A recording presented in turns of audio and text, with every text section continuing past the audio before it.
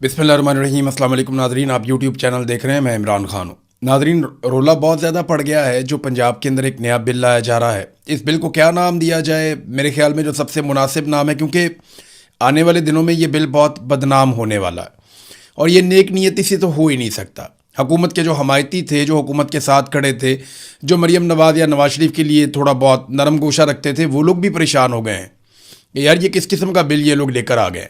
अगर ये इस तरह के कानून बनाएंगे तो कानून की धज्जियाँ तो उड़ेंगी, इंसानी हकूक़ अमली तौर पे बिल्कुल ही ख़त्म हो जाएंगे। तो ये क्योंकि बहुत बदनाम होने वाला है बिल, तो इसका कोई आसान नाम होना चाहिए। तो ये मार्शल लॉ बिल इसका मेरे ख्याल में अब तक मुझे जो समझ आया, आसान तरीन नाम इसका रखा जा सकता है, मार्शल लॉ बिल। और ये पंजाब के अंदर एक तरह से मार्शल लॉ बिल लाया जा रहा है। इसका मुश्किल नाम लेने से बेहतर है इसको मार्शल लॉ बिल ही पुकारा जाए। ये पाकिस्तान में अब एक नया ट्रेंड है, यानी पंजाब के अंदर खास तौर पे खातून सिविल मार्शल लॉ एडमिनिस्ट्रेटर टिक टॉकर मरीम नवाज साहिबा जो हैं, वो अब एक कानून लेकर आ रही हैं जो उनका मनपसंद कानून है।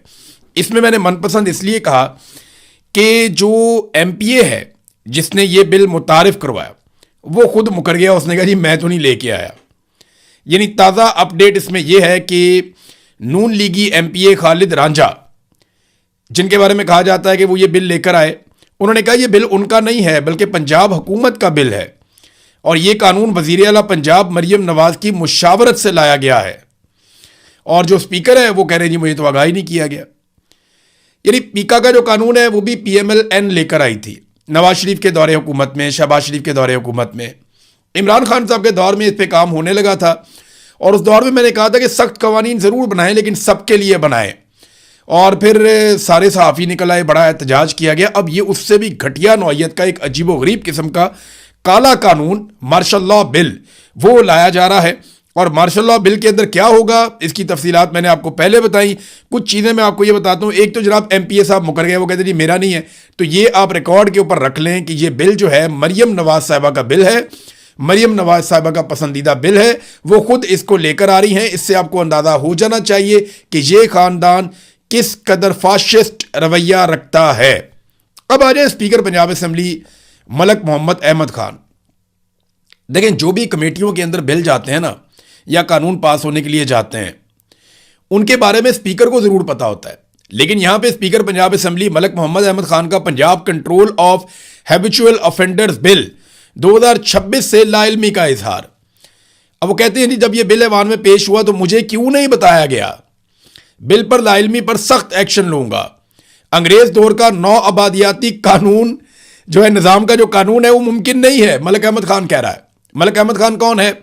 जनरल बाजवा का बहुत करीबी आदमी, रजीम चेंज ऑपरेशन के मरकजी किरदारों में से एक। जनरल बाजवा और उनके रिश्तेदारों से बेहतरीन ताल्लुकात बनाकर शरीफ खानदान के लिए रास्ते निकालने वाला मलक अहमद खान।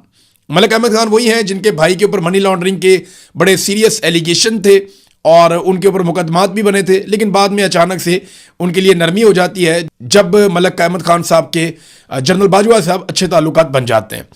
तो नाजरीन, अब सवाल ये पैदा होता है कि क्या स्पीकर की मंजूरी के बगैर ये बिल कमेटी से मंजूर कराया गया? यानी ये बहुत अजीब बात है ना कि स्पीकर को पता ही नहीं है, बारों बार काम हो रहे हैं। तो हर चीज़ मरीम नवाज के कंट्रोल में है या जो लोग मरीम नवाज को रिमोट कंट्रोल से कंट्रोल कर रहे हैं या वो चीज़ उनके कंट्रोल में है। अब देखें ना, मरीम नवाज की सियासी तौर पे तो कोई पहचान नहीं है, सिर्फ उनका वालिद एक वज़ीर आज़म रहा है, वज़ीर आला रहा है। अपनी सियासी हैसियत उनकी कुछ नहीं है, ना उनकी सियासी सोच है, ना उनके पास जो उनकी कैबिनेट में करीबी उनकी सहेलियां हैं उनमें से किसी की सियासी सोच नहीं है। आप अंदाज़ा करें ना, वो जो वज़ीर तालीम जिस आदमी को रखा हुआ है, अब जिस लेवल का वज़ीर तालीम है उस लेवल को देख के आपको अंदाज़ा हो जाना चाहिए कि इनकी टोटल कैपेसिटी क्या है। यानी जिस हुकूमत का, जिस कैबिनेट का वज़ीर तालीम इस लेवल का आदमी हो, आपने शक्ल देखी है उसकी, आपने काम भी उसके सुने, आप उसकी तहरीरें भी पढ़ते रहते हैं, उसके बयानात भी सुनते रहते हैं, बंदा सर पकड़ के बैठ जाता है कि ना सर है ना पाँव है। तो जिनका वज़ीर तालीम इस नौइयत का होगा, जिनकी इंफॉर्मेशन मिनिस्टर को देख लें, बाकी मिनिस्टर्स को आप देख लें, तो आपको उनकी ज़हनी हालत का पता चल जाएगा। तो इनका कोई तजुर्बा तो है नहीं सियासत में, बेचारे बिल्कुल सियासत से नाबल्द हैं। तो इनको लिखकर जो चीज़ दी जाती है ये समझते हैं वही ठीक है, जो इनको ब्रीफिंग दे दी जाती है ये पागल हो जाते हैं, उसके ऊपर पता नहीं कितना बड़ा काम हो गया। लेकिन जो आदमी थोड़ी सी भी सियासत को समझता है या जिस सहाफ़ी को थोड़ी बहुत भी समझ है, वो सर पकड़ के बैठ गया कि ये इन्होंने किया क्या, ये किस लेवल का कानून ये लोग लेकर आ गए हैं। पूरा निज़ाम हिल गया है कि भाई अब क्या करना चाह रहे हैं, کیا آپ پاکستان کو شمالی کوریا سے بھی بدترین کوئی جگہ بنانا چاہتے ہیں؟ کیا آپ ڈکٹیٹرشپ سے بھی آگے کسی جگہ پہ جانا چاہتے ہیں؟ جناب ایم پی اے مکر گیا، کہتا ہے جی میرا نہیں ہے، مریم نواز کا ہے، مریم نواز نے خود بنایا تھا پنجاب حکومت کا، میں کلہ نہیں ہے گا.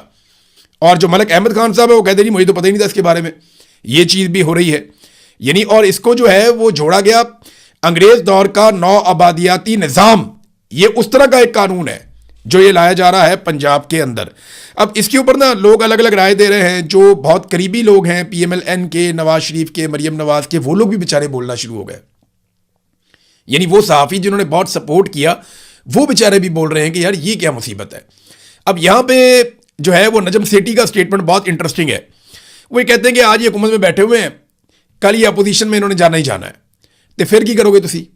یعنی انہوں نے پنجابی میں انہوں نے پوچھا، پھر ایک نظم بھی ان کو سنا دی. تو انہوں نے کہا مسلم لیگ نون کو یہ بات سمجھ آ جانی چاہیے، یہ پہلے بھی مشکل حالات سے گزرے ہیں اور یہ پھر بھی گزریں گے. تو تاریخ بڑی ظالم ہوتی ہے. یہی سارے قوانین جو ہے نا، چاہے پیکا ہے، چاہے ٹیکا ہے، یہ جو بھی ہے نا ان کے اوپر ہی لگنے. یہ مارشل لا بل بھی ان کے اوپر ہی لگنا ہے.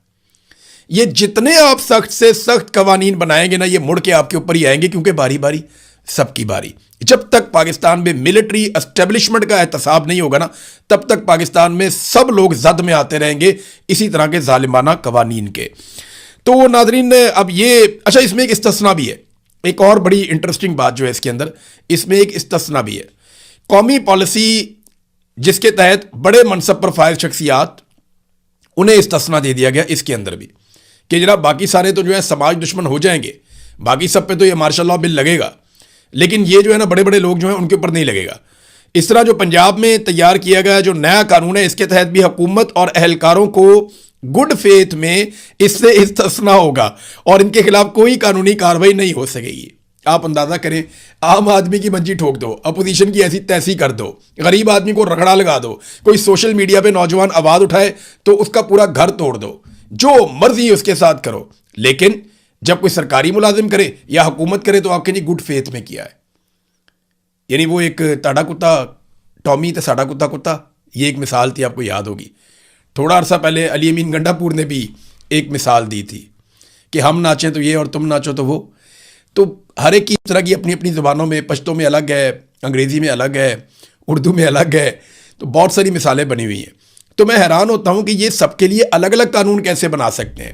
ایک ملک کے اندر الگ الگ قانون تو نہیں ہوتے کہ حکومتی آدمی اگر یہ گند مارے گا تو اس کو معاف ہے. آپ یہ سوچیں گے گڈ فیتھ ہے، یار کوئی اچھا سوچ کے ہی کہا ہوگا. لیکن کوئی اور آدمی اگر کوئی صحیح بات بھی کہے گا، اس نے ضرور برا سوچا ہوگا. اب یہ نیتوں کا فیصلہ کرنا شروع ہو جائیں گے. اپنی عدالتیں خود لگائیں گے، ججز نہیں لگائیں گے.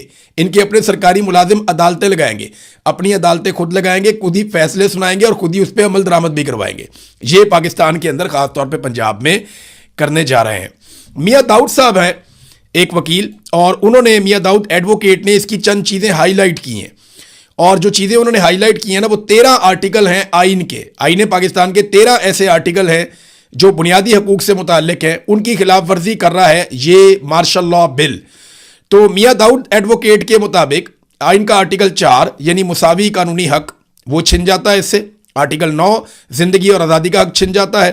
آرٹیکل 10 غیر قانونی گرفتاری اور نظر بندی سے تحفظ، یہ بھی چھن جاتا ہے. آرٹیکل 10A فیئر ٹرائل کا حق بھی چلا جاتا ہے. آرٹیکل 13 دوہری سزا ہو جاتی ہے اس میں. آرٹیکل 14 عزت نفس کا تحفظ نہیں رہتا. آرٹیکل 15 نقل و حرکت کی آزادی نہیں رہتی. آرٹیکل 16 اکٹھے ہونے کی آزادی نہیں رہتی. آرٹیکل 17 سیاسی سرگرمیوں کی آزادی نہیں رہتی. آرٹیکل 18 کاروبار کی آزادی نہیں رہتی. آرٹیکل 19 اظہار رائے کی آزادی ختم. آرٹیکل 23 اور 24 جائیداد خریدنے استعمال کرنے کا حق ختم، کیونکہ ضبطی ہو جانا سارا کچھ. اور اس کے علاوہ بھی وہ یہ بتاتے ہیں کہ آئین کے آرٹیکل 175 سب آرٹیکل 3 عدلیہ اور انتظامیہ کو الگ کرنا کی بھی خلاف ورزی ہے.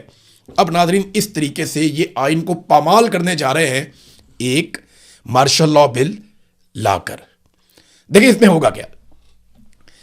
آپ کی اگر شکل پسند نہیں ہے نا مریم نواز کو یا نواز شریف کو، کیپٹن صفدر کے بیٹے کو، یا مریم نواز کی کسی بیٹی کو، رشتہ دار کو، داماد کو، کوئی آس پاس جاننے والا، اسحاق ڈار کو، اسحاق ڈار کے بچوں کو، یا کسی کو بھی، کسی وزیر کو، کسی وزیر کے بچے کو، کسی جج کو، کسی جج کے بچے کو، اس کے رشتہ دار کو، کسی بیوروکریٹ کو، اس کے کسی بچے کو، کسی ایس ایچ او کو، اس کے کسی رشتہ دار کو